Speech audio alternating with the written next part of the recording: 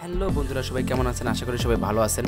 আলহামদুলিল্লাহ আমিও ভালো আছি। আমি আরও একটু বেশি ভালো আছি, কারণ আজকের ভিডিওটা একটু স্পেশাল হতে চলেছে। আপনারা যারা আমার ভিডিওটা দেখেন তারা জানেন যে আমার এই চ্যানেলে এই ধরনের কোনো ভিডিও আসে না।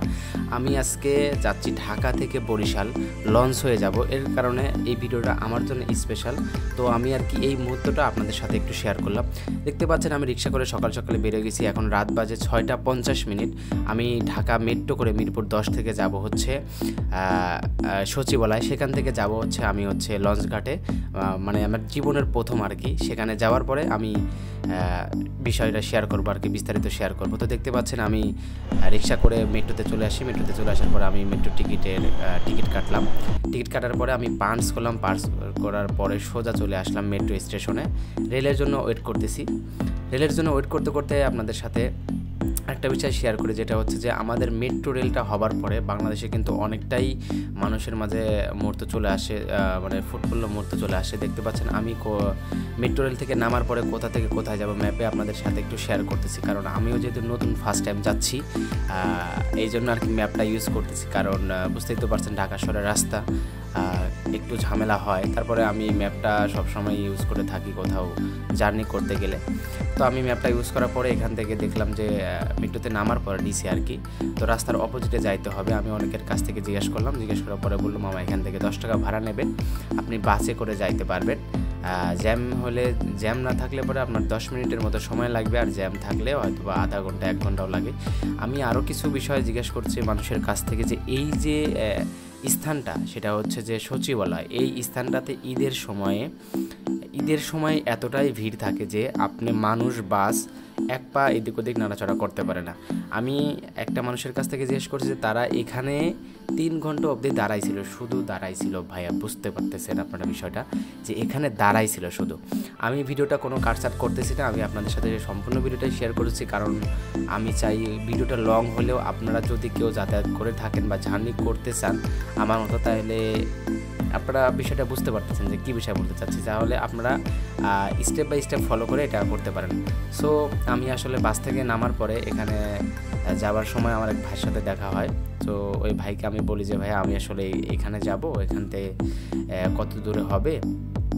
তো দেখতে পাচ্ছেন আমি লঞ্চ ঘাটে চলে আসি। তো আসলে ওই বিষয়টা বলে ওই ভাইয়া বললো যে ঠিক আছে ভাইয়া, আপনি এখান থেকে সোজা হাঁটেন, 2 মিনিট হাঁটার পরে এটা পেয়ে যাবেন আপনি।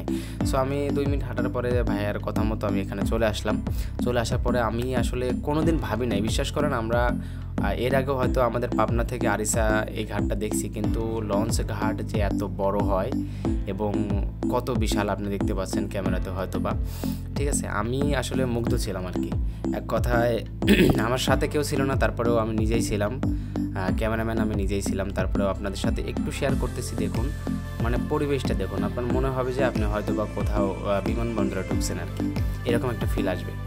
সো আমার এক্সপিরিয়েন্স ছিল ওই রকমের। তো আমি ওখান থেকে নিচে নামলাম।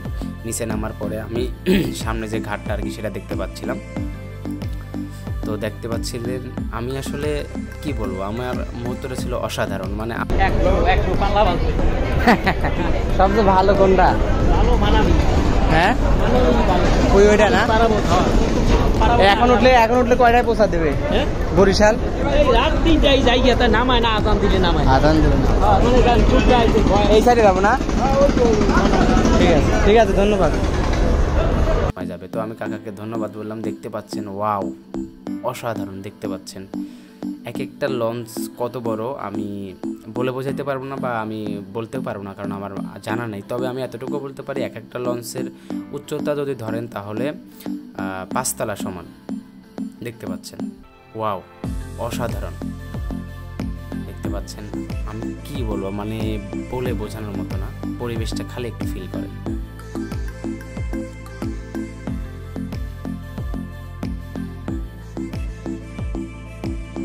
দেখতে পাচ্ছেন। সো আমি অনেকের কাছে জিজ্ঞেস করার পরে আমি ফার্স্ট টাইম, কারণ যদি লঞ্চ এমন না যে বাস আপনি উঠে পড়লেন, ওঠার পরে আপনি রাস্তা ভুল হইলে আপনি নেমে পড়লেন, এমনটা হয় না লঞ্চের ক্ষেত্রে। এই জন্য আমি বারবার মানুষের কাছ থেকে জিজ্ঞেস করতেছিলাম, আর আমি ভিউটা নিচ্ছিলাম আর কি। দেখেন কি অসাধারণ, অসাধারণ এক কথা বলতে গেলে। সো আমি আর কি মামনি এই লঞ্চটাতেই উঠবো, কারণ এটা আমার কাছে একটু একটু মনে হয়েছে যে না, এই লঞ্চটাতে নিজের ব্যক্তিগতভাবে যাওয়া যায় আর কি। সো আর কাকা ওখানকার যে আঙ্কেলকে জিজ্ঞেস করছে, সে বলছে যে আঙ্কেল আপনি এই লঞ্চটাতে যাইতে পারেন, এই জন্য আর কি আমি এখান থেকে যাবো। সো দেখতে পাচ্ছেন আমি লঞ্চের মাঝে উঠলাম। ওঠার পরে পরিবেশগুলো আসলে আমি লঞ্চে যেহেতু এর আগে কখনো যাই নাই, সো আমি বলবো পরিবেশগুলা ভালো, প্রিমিয়াম আর কি। যেমন ধরেন যদি আপনার প্রত্যেকটা রুম বা ডেক এগুলোর কথা বলেন বা ভিতরের ডেকোরেশনের কথাগুলো বলেন, আপনার ফিল হবে যে আপনি বাসায় আছেন, ঠিক আছে। আর এখানকার স্টাফদের সাথে আমি কথা বলছি, ঠিক আছে, তারা আমাকে বলছে যে হচ্ছে এখানের পরিবেশ আপনি একদম বাড়িতে যেরকম ঘুমান সেরকম পরিবেশটা পাবেন আর কি। দেখতে পাচ্ছেন এক একটা রুম, এটা এক একটা, ঠিক আছে, ক্যাবিন আর কি। সো এখানে সব ধরনের ক্যাবিনটাই আছে। আমি ওনাদের কাছে জিজ্ঞেস করছি, আমি আসলে ক্যাবিন নেইনি, কারণ হচ্ছে বিষয়টা হচ্ছে আমি তো সিঙ্গেল ছিলাম। তারপরে হচ্ছে আমি চাচ্ছিলাম যে যেহেতু আমার এটা ফার্স্ট টাইম জার্নি আর কি, সেক্ষেত্রে আমি নিজে আর কি সকল বিষয়টা আর কি ফিল করতে।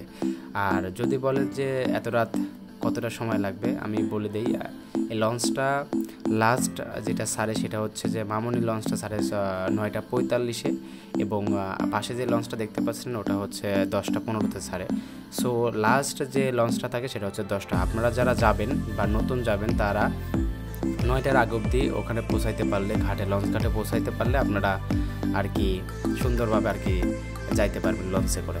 সো আমি সম্পূর্ণ লঞ্চটা আর কি ঘুরে ঘুরে দেখতেছিলাম ভিউগুলা। দেখতে পাচ্ছেন সময় পাস করার জন্য বেঞ্চ করা আছে, খাবার দাবার জন্য বেঞ্চ করা, দেখতে পাচ্ছেন কত বড়, ঠিক আছে। আসলে কি বলবো, আমি আসলে দেখতেছিলাম, ঠিক আছে, শুধু জাস্ট দেখতেছিলাম যে সুন্দর পরিবেশটা কত সুন্দর। আসলে আমি এরকমভাবে আগেও বলছি কখনো যাতায়াত করিনি, সো ফার্স্ট টাইম করতেছিলাম, এর জন্য আর কি আপনাদের সাথে বিষয়টা শেয়ার করলাম। এখন অবধি যারা আমার চ্যানেলটা ভিডিওটা দেখতেছেন, তারা যদি ভিডিওটা পছন্দ হয় তাহলে অবশ্যই লাইক শেয়ার কমেন্ট করবেন আর বন্ধুদের সাথে শেয়ার করবেন। আর আরেকটা বিষয়, আপনারা যদি ইলেকট্রিক্যাল বা যে কোনো পণ্য ক্রয় করতে চান, সো আমার হোয়াটসঅ্যাপ নাম্বার দেওয়া থাকবে, সেখান থেকে আপনারা খুব সহজে আমার সাথে যোগাযোগ করে নিতে পারবেন খুব সঞ্চয় মূল্যে আর কি, ঠিক আছে। সো এবার আসেন ভিডিওতে। সো ভিডিওতে আসার পরে আমি আসলে চাচ্ছিলাম যে ক্যামেরাতে আমি নিজে একটু আসি। সো আসার পরে আমি ফার্স্ট টাইম ক্যামেরাতে আসলাম, দেখতে পাচ্ছেন, ঠিক আছে। আমি চাচ্ছিলাম যে একটা স্মৃতিকর মুহূর্তটা আমার সাথে থাকা, আশেপাশের পরিবেশটা বা আশেপাশের যে আবহাওয়াটা সেটা আমার সাথে রেখে দিতে আর কি। এই জন্য আমি ছোট্ট করে একটা ভিডিও করলাম, দেখতে পাচ্ছেন। সো আমি 4টা বগিতে ঘুরে ঘুরে দেখছি। আমি লঞ্চে উঠছি 7টায় এবং 2 ঘন্টা, 9:45-এ লঞ্চ ছাড়ছে। আমি টোটাল সময়টা প্রত্যেকটা লঞ্চ, প্রত্যেকটা কেবিন, সব জায়গায় আমি পর্যবেক্ষণ করে দেখছি এবং নিজে সেটা ফিল করছি যে আসলে লঞ্চে গেলে মানুষ এই জন্যই আরামে যায়। সো এরপর আমি কোনো কথা না ভেবে লঞ্চের 5 তলায়, ছাদ যেটাকে বলে, সেখানে চলে আসি। এখানের পরিবেশটা আরও অসাধারণ ছিল, বলে বোঝানোর মতো না। আমি কি বলবো, আপনারা দেখতে পাচ্ছেন, এই জায়গাটা না, মানুষ কেবিন বা হচ্ছে আপনার ডেক যেখানেই থাকুক না কেন, লঞ্চ ছাড়ার পর মানুষ ছাদে এসে সময় পাস করে। আমি আপনাদেরকে সামনে দেখতে পারবেন ভিডিওটা, সময় পাস করার কারণ কি, এই জায়গাতে যখন লঞ্চটা ছাড়ে তখন পরিবেশটা তো একটা তো সুন্দর লাগে, তারপর দ্বিতীয়ত একটা নিঝুম বাতাস যেটাকে বলা হয়, এই বাতাসটা আসে, এর কারণে পরিবেশটার আবহাওয়া আরও সুন্দর হয়ে যায়, ঠিক আছে। বোঝাইতে পারছি হয়তো বা, মানুষ এখানে এসে আড্ডা দেয়, গল্পগুজব করে, ঠিক আছে। সো দেখতে দেখতে 9টা বেজে গেছে। এখন আমি একটু খাবার জন্য নিচে যাব, রেস্টুরেন্টে যাব। সো রেস্টুরেন্টে গিয়ে আমি ভিডিওটা দিচ্ছি। সো রেস্টুরেন্টে আসার পরে আমি সব ধরনের কথাবার্তা বলে আমি গরুর মাংস এবং হচ্ছে 1 প্লেট ডাউল নেই। আর রেস্টুরেন্টটা একটু দেখতে পাচ্ছেন পরিবেশটা সুন্দর, ঠিক আছে। এমন না যে আপনি ফুটপাতে যাবেন বা কিছু কিছু হোটেল আছে যেখানে পরিবেশটা ভালো থাকে না, নোংরা পরিবেশ থাকে। সো এরকম না, পরিবেশটা সুন্দর আছে, চকচকে আছে এবং ওয়েটার যারা আছে তাদের ব্যবহারগুলোও ভালো, ঠিক আছে। সব মিলে এক কথায় আপনি পাবেন 5 স্টার তো বলবো না, 4 স্টার এরকম একটা ফিল পাবেন। আর যদি খাবারের রেটিংটা বলি তাহলে আমি 5-এ 3 দিব আর কি, কারণ খাবারটা মোটামুটি ভালো, এতটা ভালো না। সো আমি রান্নাঘরের একটু ভিডিও করতেছিলাম, তো আঙ্কেল বলতেছিল এটা ভিডিও করা যাবে না। সো আমি আর কি ভিডিওটা বন্ধ করে দিই। এর মাঝে আবার 9:45-এর মাঝে লঞ্চটা ছেড়ে দেয়। আমি খাবারের সময় আর কি এটা দেখতে পারিনি আর কি দেয়, তারপরেও দেখানোর চেষ্টা করছিলাম, কারণ বুঝতে পারছেন খাবার ছেড়ে তারা ভিডিওটা করা যায় না।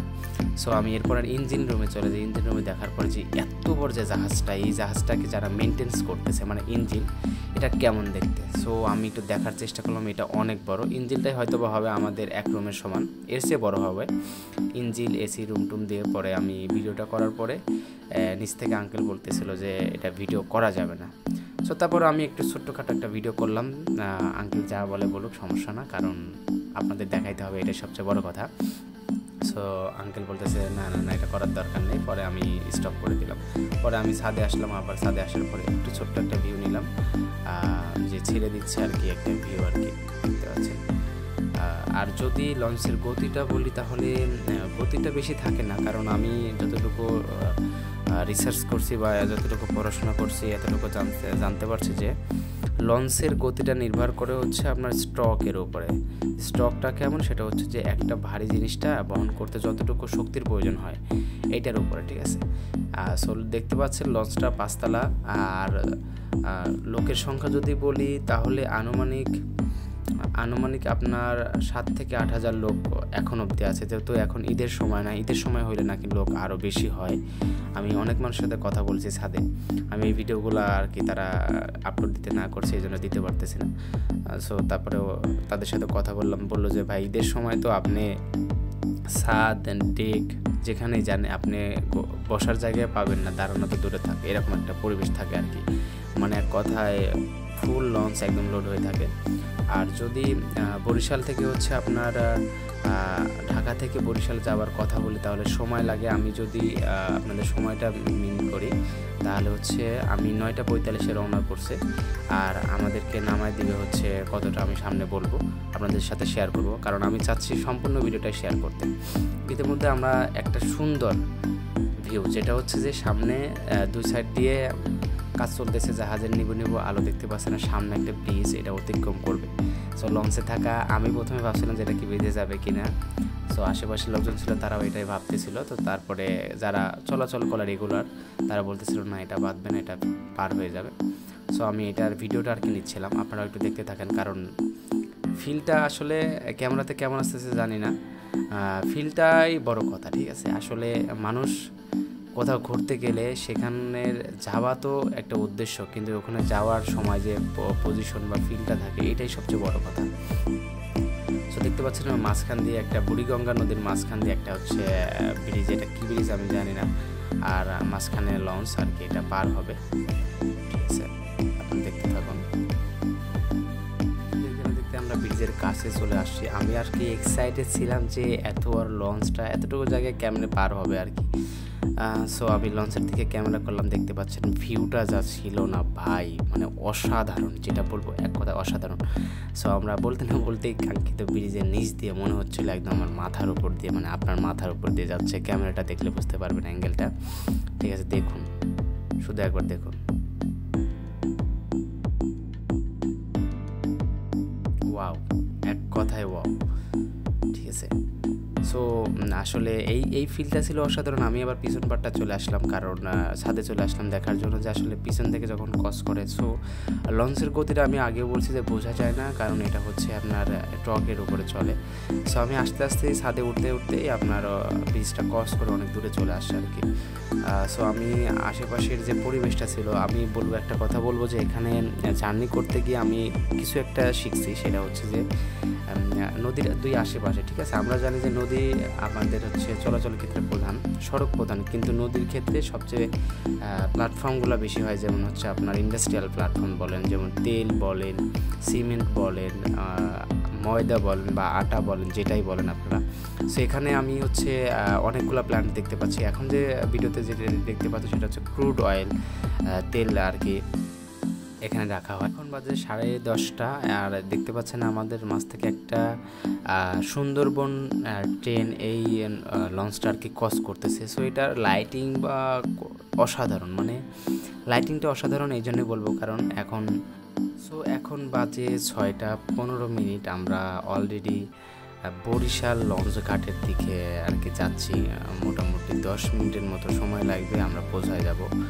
আর যদি আপনারা একটা প্রশ্ন করে থাকেন যে ভাইয়া ঘুমাইছেন কোথায়, সেটাও শেয়ার করব।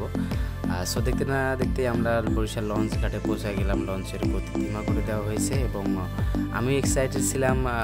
আসলে ফিলটা ছিল অসাধারণ। আমি যতই একটু কষ্ট হোক, তারপরে ফিলটা ছিল অনেক ভালো। সো দেখতে না দেখতেই লঞ্চ ঘাটে চলে আসলাম। আসার পরে সবাই তড়িঘড়ি করে নামতেছিল। সো নামার পরে আর কি এখানে টিকিটটা চেক করা হয়। আসলে আমি যেটা জিনিস দেখলাম যে ওঠার সময়, লঞ্চে ওঠার সময় টিকিট কাটছেন কি না কাটছেন এটা চেক করার মতো কোনো লোক নেই। কিন্তু আপনি যখন লঞ্চ ঘাটে নামবেন, মানে আপনার গন্তব্যস্থলে নামবেন, তখন আপনাকে টিকিটটা শো করাইতে হবে অবশ্যই, না ছাড়া আপনাকে জরিমানা দিতে হবে। সো আমি আর কি যে স্টাফ ছিল তাদের সাথে একটু কথা বললাম যে ভাই আমি এরকম একটু জার্নি করতেছি, আমি একটু ভিডিওতে যদি কথা বলতেন, এটা কি ডিসকাউন্ট কিছু করা যায় নাকি।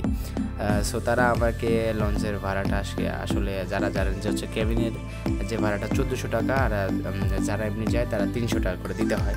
সো আমি তাদেরকে বলে আমি 100 টাকায় এটা কমপ্লিট করছি, কারণ আমার কাকা বলছিল যে 100 টাকায় নেয় নাকি তারা। সো আমি লঞ্চ থেকে নামার পরে ভিডিও করতেছিলাম, কারণ আমি গন্তব্যস্থলে পৌঁছায় গেছি।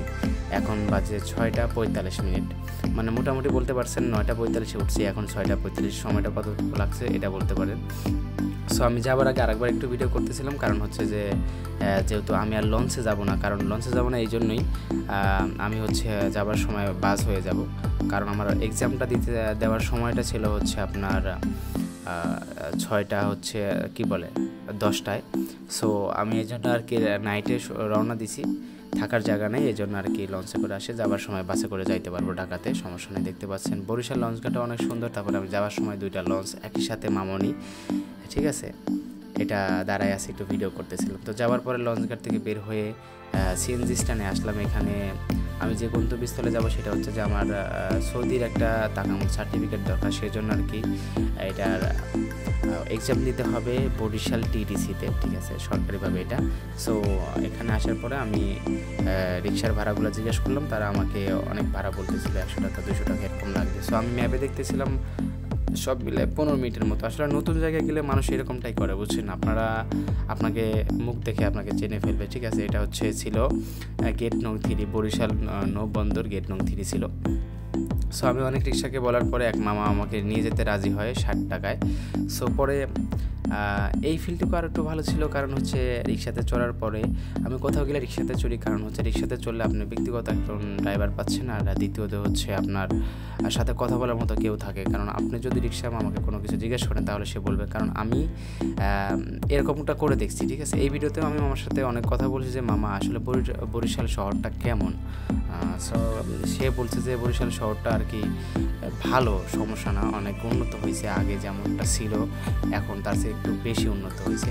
সো আমি যাবার পথে অনেক কথা জিজ্ঞেস করছি যে মামা এই জায়গাটা কেমন, আপনারা একটু শুনতে থাকেন, আমি শেয়ার করি। বরিশাল কি ট্রেন আসবে না ভাই নাকি? হ্যাঁ, ট্রেনে